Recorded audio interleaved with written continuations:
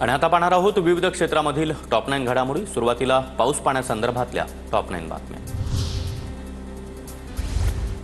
गेल्या 2 दिवसांपासून राज्यामध्ये पावसाचा जोर वाढला। मुंबईसह राज्यातील इतर भागात देखील पाऊस। कोकणातील रायगड, रत्नागिरी, सिंधुदुर्ग जिल्ह्यात आज मुसळधार पावसाचा अंदाज। मुंबईमध्ये रात्रीपासूनच पावसाची रिपरिप सुरू। हिंदमाता आणि दादर परिसरामध्ये मुसळधार पाऊस।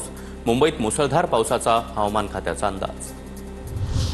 मुंबईसह उपनगरात देखील पावसाच्या सरी। कांदिवली, बोरिवली, मालाडसह अंधेरी, गोरेगाव आणि दहिसर या परिसरात देखील पावसाची हजेरी। वाशिमच्या रिसोड तालुक्यातून वाहणाऱ्या उतावली नदीला मोठा पूर। पुराचं पाणी शेतामध्ये घुसल्यानं उभ्या पिकांचं मोठं नुकसान। पावसानं जिल्ह्यातील 7 महसूल मंडळांमध्ये अतिवृष्टीची नोंद। बीडच्या माजलगाव तालुक्यामध्ये काल जोरदार पावसाची हजेरी। ढालेगावमधील बंधाऱ्याचे 2 दरवाजे उघडल्यानं गोदावरी नदीपात्रातून पाण्याचा मोठा विसर्ग। दमदार पावसामुळे शेतीला फायदा। सिंधुदुर्गात पावसाची संततधार सुरूच। जनजीवन विस्कळीत। हवामान खात्याकडून ऑरेंज अलर्ट जारी। नागरिकांना सतर्क राहण्याच्या सूचना।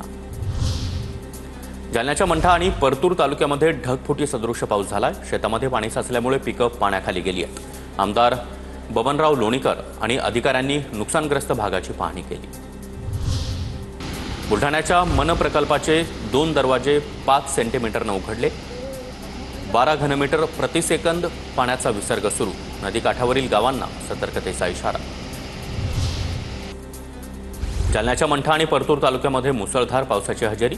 शेतामध्ये पाणी साचल्यानं पिकांचं मोठं नुकसान। पंचनामे करून तात्काळ मदत देण्याची शेतकऱ्यांची मागणी।